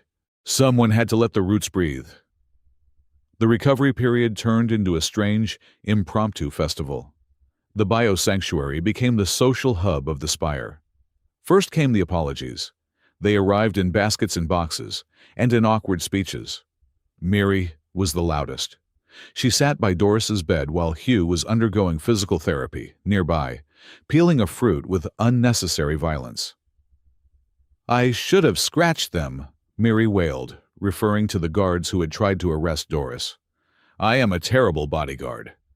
I am a disgrace to the catfolk lineages. I should shave my tail in shame. Please don't shave your tail, Miri, Doris said, amused. You were the one who told us to stop arguing and save the city. You saved us. I did, didn't I? Miri sniffed, perking up immediately. I was very commanding. I have excellent leadership qualities. Then came the nobles. Baron Kale, the dragon who had looked at his reflection in the spoon, arrived with a massive crate of rare crystals. He mumbled something about misunderstandings and geological appreciation before fleeing the room. But the highlight was Lord Valerius. The vampire arrived wearing a hat to cover his bald head, a side effect of the near-death rapid aging and regeneration. He looked humbled, which was a look that didn't quite fit his face yet. He approached Doris and Hugh, who were sitting in the garden solarium. Valerius held out a small, ornate box. "Princess," Valerius said, bowing low. "Engineer." "Lord Valerius," Doris nodded politely. "I trust your hair is recovering." "It is growing back white," Valerius sighed dramatically. "I shall look distinguished, like a dandelion." He handed the box to Doris. She opened it. Inside was a bottle of high-grade alchemically treated sunblock. "For the walks," Valerius explained, looking at his shoes. "I recall you once said you wished to walk on the upper deck at noon, but your fur, the radiation—" "I burn easily," Doris finished smiling. "This is thoughtful. Thank you, Valerius." And the vampire turned to Hugh. "For you." He handed Hugh a small envelope. Inside was a gift card for Starbean's Coffee Emporium. "Lifetime supply," Valerius said. "I hear you are fond of the bean juice. It is the least I can do for someone who drank poison to prove a point." "It was tea," Hugh corrected, pocketing the card. "But I'll take the coffee." As Valerius left, Hugh looked at Doris. "He's still a pompous windbag." "Yes," Doris agreed, clutching the sunblock. "But he is a nice windbag. The Matrix really did balance his pH." Weeks passed. The silver scars on Hugh's arms settled into a dull metallic gray. He regained his strength, though he found that he could now sense the electrical current in the wall panels if he stood too close. The question of what happens next hung over them like a rain cloud. Hugh stood in the center of the main plaza, the same place where he had knelt in the mud a month ago. The pot was still there. The tree he had planted was growing with supernatural speed, its leaves glowing with a faint, golden light. Doris found him there. She was wearing a lab coat over her tunic. She looked like a researcher, not a princess. She carried a datapad. "The structural integrity of the lower levels is 100%, Doris reported, standing beside him. "The Matrix has integrated fully with the station's hydroponics. We are growing tomatoes the size of pumpkins in Sector 4. "Good," Hugh said. "Pumpkins are good." "Father is preparing a ship for you," Doris said. She didn't look at him. She looked at the tree. "He says you have earned your pay. 50,000 credits, plus a bonus, and a transport to any core world you wish." Hugh was silent. He watched a group of children, wolfkin and human, mixed, running around the fountain. They weren't scared of the ground anymore. "I'm not leaving," Hugh said. Doris stopped breathing for a second. "You aren't." "I'm a soil engineer, Doris," Hugh said, kicking a pebble. "This station is built on a biological matrix that just underwent a radical evolutionary leap. It needs monitoring, it needs tuning. If I leave, some idiot is going to come in here and try to use chemical fertilizer and blow the whole thing up again." "So you are staying for the gardening," Doris said, her voice flat, but her tail gave a traitorous little twitch. "And," Hugh continued, turning to face her, "I don't want to be a hero. I don't want a medal. I want a job. I want to teach." "Teach?" "This technology, the living shield, the empathy grid. It's dangerous if people don't understand it. You understand it. I understand it. We should teach them, a class." Foundations of Bioarchitecture. We can teach the next generation how to build walls that don't eat people. Doris stared at him. Her eyes shone. A school, here. Why not? Hugh grinned. I'm already the Mud Man. Might as well be Professor Mud. I would like that, Doris said softly. I would like that very much. To be a researcher, to be useful.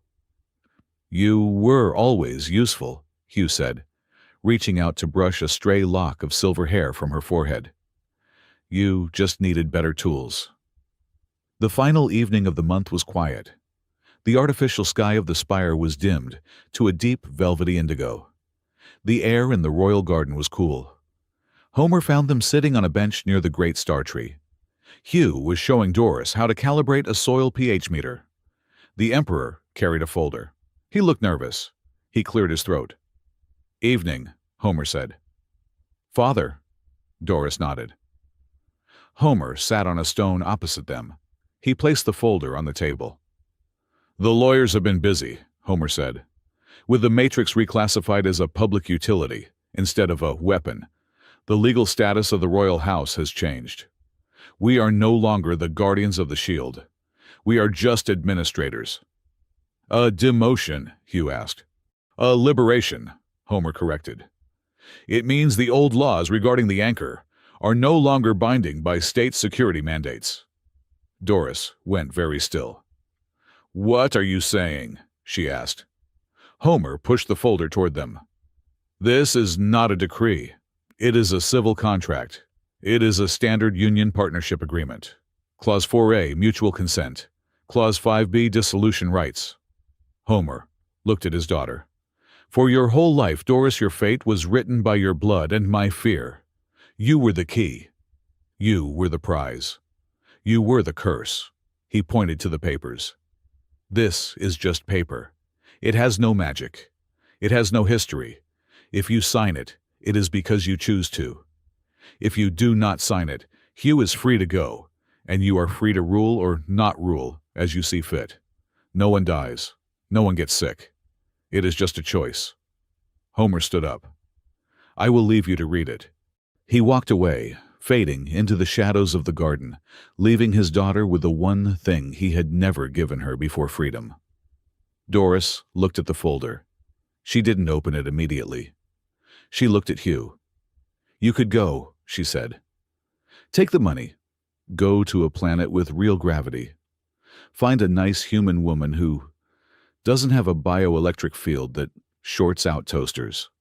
I could, Hugh agreed. He leaned back, stretching his arms. The silver scars glinted in the starlight. But I've gotten used to the static. It keeps me awake. He reached into his pocket and pulled out a pen. A cheap plastic engineering stylus. He clicked it. Click, click. Besides, Hugh said, his voice dropping to that gentle, rough timbre that Doris had come to love. I already made the vow, in the mud. Remember? That was an accident, Doris said, her voice thick with emotion. Was it? Hugh challenged. I saw a beautiful thing that was being suffocated. I stepped in to help it breathe. That sounds like a choice to me. He slid the folder open. The paper was crisp, white, and boring. It was the most romantic thing Doris had ever seen. I am difficult, Doris warned him. I am messy. I work late. I have trust issues. I am grumpy, Hugh countered. I leave mud on the carpet. I drink too much coffee. And I have baggage from a war 20 years ago. We are a disaster, Doris smiled. A real full smile that showed her sharp teeth and lit up the garden. We are a reclamation project, Hugh corrected. And I'm a really good engineer. He pushed the paper toward her. Ladies first, Doris looked at the line for partner A. She looked at her hand, the hand of a wolfkin with sharp, dangerous claws. A hand that people had feared to touch for a decade. She extended a single claw. She didn't need the pen.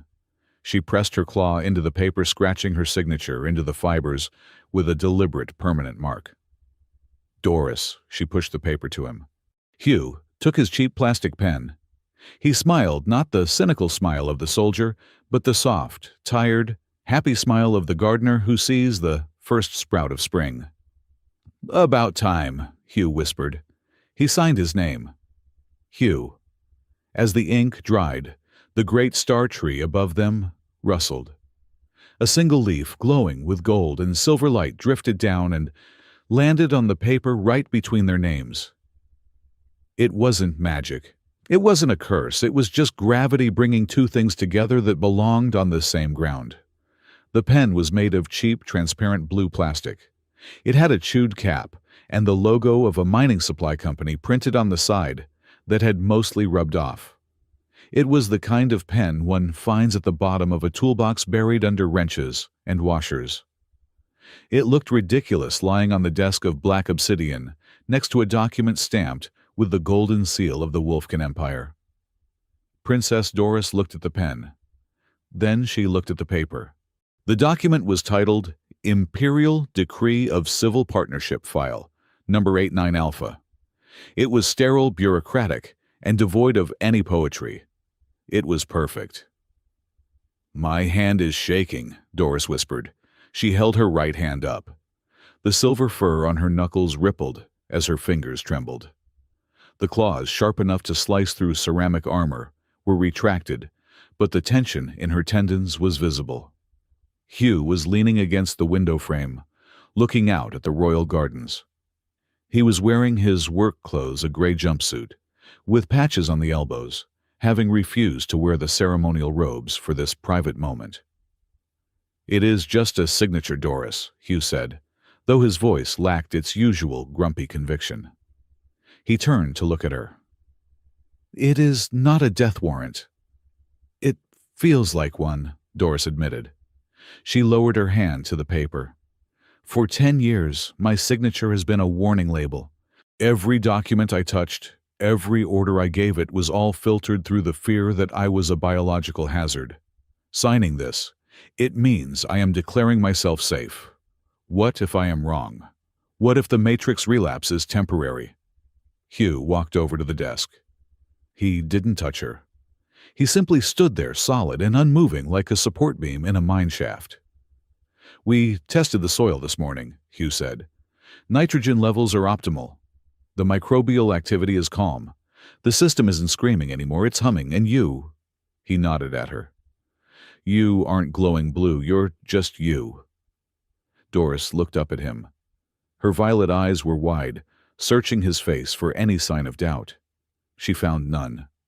She found only the tired, patient look of a man who had seen the worst the universe had to offer and decided to plant a garden on top of it.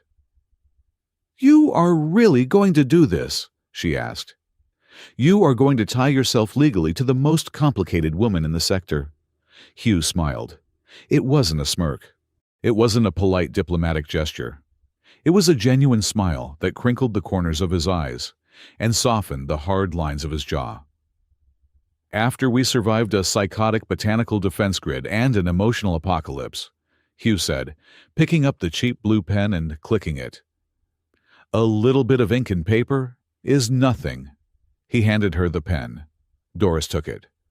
The plastic felt warm from his hand. She took a deep breath, smelling the scent of the garden drifting in through the window, jasmine, damp earth, and ozone. She pressed the pen to the paper. "Doris." The scratch of the ballpoint on the heavy parchment was loud in the quiet room. She didn't use her title, just her name. She pushed the paper toward him. Hugh didn't hesitate. He leaned down, bracing one hand on the desk, and signed his name with the messy, blocky handwriting of an engineer. Hugh. He straightened up and capped the pen. "Done. I guess we're stuck with each other." Doris let out a breath that sounded like a sob, but her face was smiling. "I guess we are." And then the world answered. It started as a vibration in the floor, low, rhythmic, like a cat purring. Hugh and Doris looked out the window. The royal garden, which had been recovering slowly over the last few weeks, suddenly surged. The brown patches of scorched earth where the matrix had lashed out during the crisis turned a vibrant, impossible green in a matter of seconds. Vines uncoiled from the stone walls, blooming with flowers that were not native to this planet, blossoms of gold, and crimson that shimmered with a soft internal light. The great star tree, in the center of the courtyard, shook its branches. A shower of pollen glowing like stardust drifted down, coating the walkways in light. "Show off," Hugh muttered, looking at the display. "It is happy," Doris whispered, pressing her hand against the glass. "The matrix, it feels relieved." "It is not just relief, child. It is recognition." They turned. Dr. Sarah was standing in the doorway. The ancient dragon was leaning on her cane, but she stood taller than she had in years. Her golden eyes were bright, and she wore a smile that was millions of years old.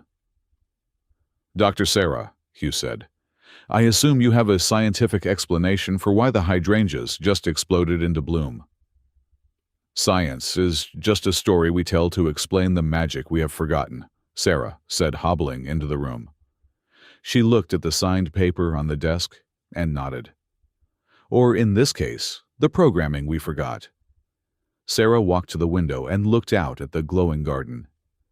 "You know," Sarah began, her voice taking on the cadence of a storyteller, "when the first architects designed the lunar glass integration, they consulted a seer. A true seer from the Void Nebula. Homer does not like to talk about it because he thinks superstition is messy, but I was there." Doris frowned. A seer. For a biodefense grid." "The seer looked at your genetic code, Doris," Sarah said, turning to face the princess. "She said something very specific. She said lunar glass is not a generator. It is a mirror. It will reflect the heart of the one who seeks it. If they come with hunger, they will be consumed. If they come with fear, they will be terrified. But if they come to build, they will be the foundation." Hugh crossed his arms. "That sounds less like a prophecy and more like the user manual for the empathy interface I hacked." "Precisely," Sarah chuckled dryly. "But over the years, through the fear of the war and the silence of your father, the warning was twisted. Reflect the heart became rot the body, consumed by hunger, became cursed by death." Doris stared at the old dragon. Her mind was racing, connecting the dots that had been scattered across her entire life. "Wait," Doris said, her voice shaking. "Are you saying the suitors, Valerius, the others?" "They did not die because of you," Sarah said firmly. "They died because of them." The revelation hit the room like a physical shockwave. Sarah pointed her cane at the garden. The Matrix was designed to protect the key you from threats. But it was a machine. It could not read minds, but it could read biochemical intent.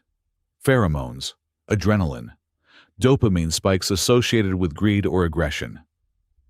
So when the Duke of the Iron Nebula came to propose, Hugh started his engineer brain latching onto the logic.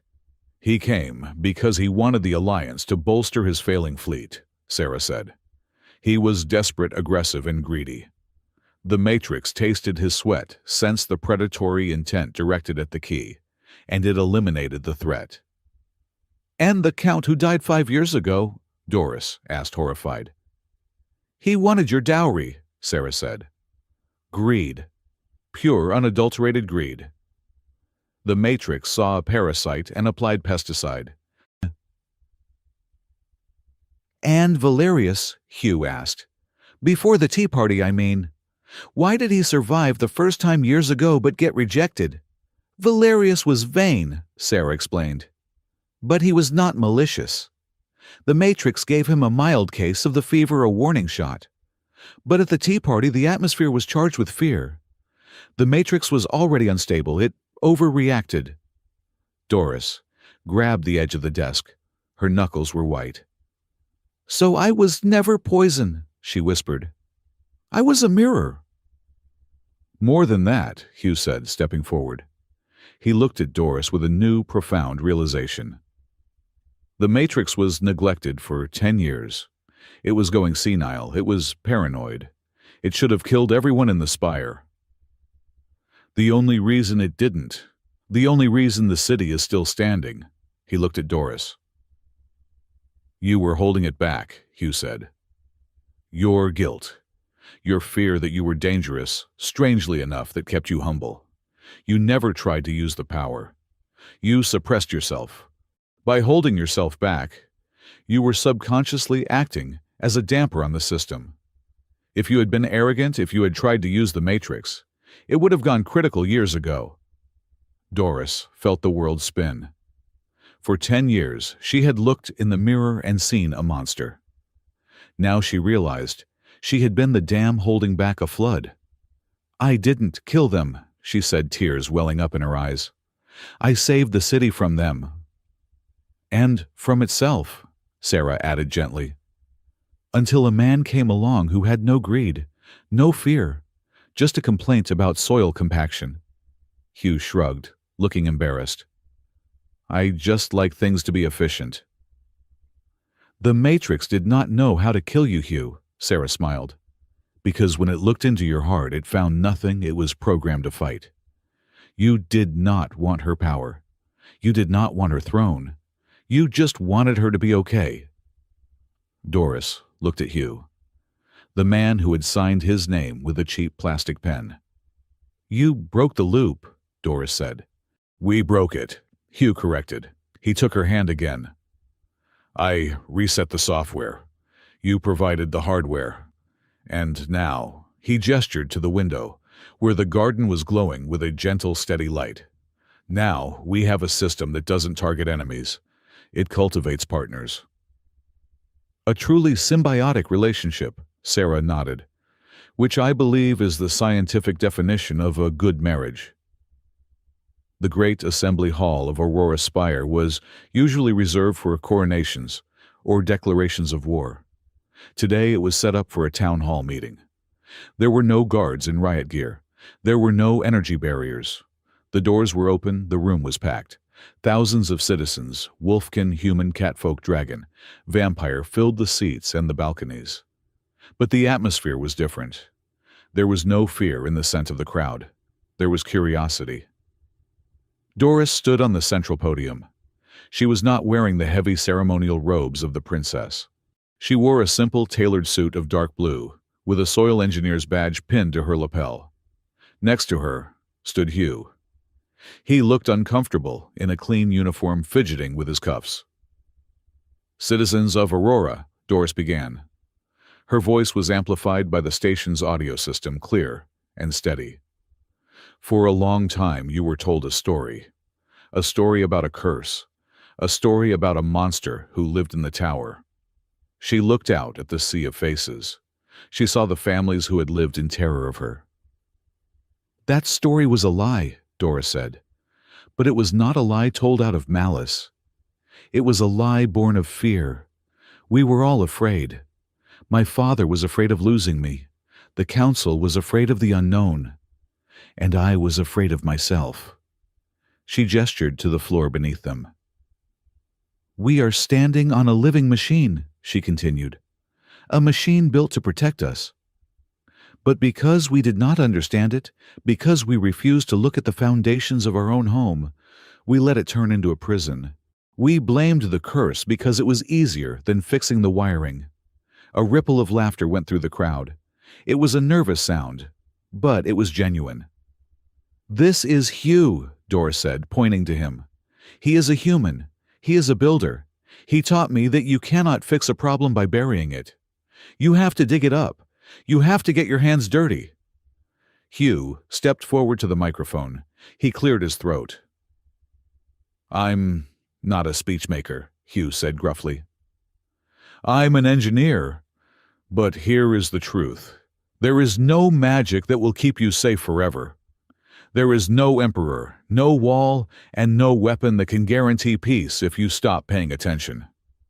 He looked at the camera drones hovering above. "The curse was just a system that stopped receiving updates," Hugh said. "It was a mistake. We fixed the mistake, but the real work starts now. We aren't going to hide behind the shield anymore. We are going to tend it. We are going to maintain it. And we are going to need help." Doris stepped up beside him. "We are opening the Royal Archives," she announced. "We are declassifying the bioarchitecture technology." We are launching a new initiative. We don't want subjects who bow. We want students who build." She smiled, and for the first time, the citizens of Aurora saw her not as the distant silver icon, but as a young woman with hope in her eyes. "The curse is broken," Doris said. "Class is in session." The applause that followed wasn't the polite, terrified clapping of the opening ceremony. It was loud. It was messy. It was the sound of a city exhaling after holding its breath for 10 years. In the front row, Emperor Homer sat next to Dr. Sarah. The old wolfkin wiped his eyes with the back of his hand. "She sounds like a queen," Homer murmured. "No," Sarah corrected him, tapping her cane on the floor. "She sounds like an engineer. It is a much more useful profession." 6 months later, the morning light in the royal garden was unfiltered and warm. The artificial sun filters had been recalibrated to allow for a full spectrum of light, which was excellent for the tomatoes, even if it meant the vampires had to wear wide-brimmed hats.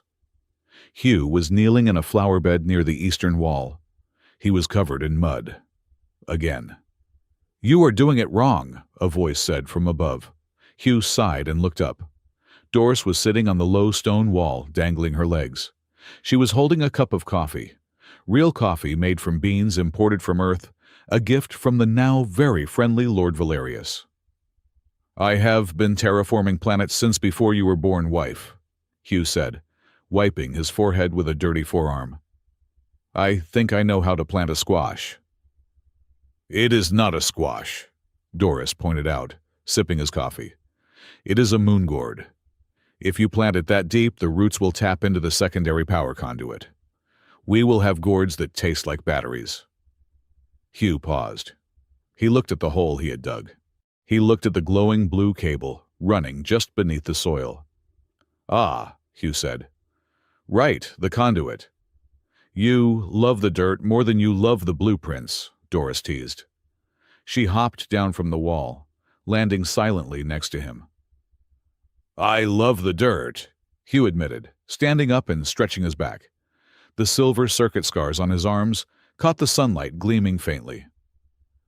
"But I love the thing that makes the dirt worth saving." He looked at her. Doris smiled. She reached out and took his hand. Her palm was cool. His was warm. The connection between them, that bioelectric hum that used to be a scream, was now a gentle, constant melody. "You are cheesy," Doris said. "Is this a human trait?" "It is a husband trait," Hugh said. "Get used to it." A bell rang in the distance. It was a clear, resonant sound that echoed through the spire. "First period," Doris said, checking her wrist chronometer. "We are late." "The professor is never late," Hugh said, grabbing his jacket. "He is merely delaying for dramatic effect." They walked together, out of the garden, and into the newly constructed annex. The classroom was a converted ballroom. The crystal chandeliers were still there, but the dance floor had been replaced by rows of workbenches, soil samplers, and holographic displays. The students were waiting. It was a motley crew. There were young wolfkin with eager eyes, a pair of dragon twins who kept accidentally setting their notebooks on fire, a very serious vampire teenager, wearing sunglasses, and a dozen humans who had immigrated to the spire after hearing the news. When Hugh and Doris walked in, the room went silent. But it wasn't the silence of fear. It was the silence of respect. Hugh walked to the front of the room. He tossed his jacket on a chair and rolled up his sleeves, exposing the silver scars. He didn't hide them anymore. They were part of the lesson. "All right," Hugh said, his voice carrying to the back of the room without a microphone. "Put away the textbooks. You can read the theory later." He pointed to the ground. In the center of the room, a section of the floor had been removed, revealing the raw, living earth of the station's foundation. "Come here," Hugh commanded. The students shuffled forward, gathering around the pit of soil. "For 300 years," Hugh said, looking at the young faces. "This city was built on a mystery. People walked on this ground, but they never touched it. They were afraid of what was underneath." Doris, stepped up beside him. She placed her hand on his shoulder. "We built walls out of fear," Doris said. "And the walls almost crushed us. You are the generation that will take the walls down." She looked at the dragon twins. "You have fire." She looked at the humans. "You have ingenuity." She looked at the wolfkin. "You have strength." "But none of that matters," Hugh cut in, "if you don't know where you stand." Hugh knelt down by the exposed earth. He looked up at the class. "The first rule of bioarchitecture," Hugh said.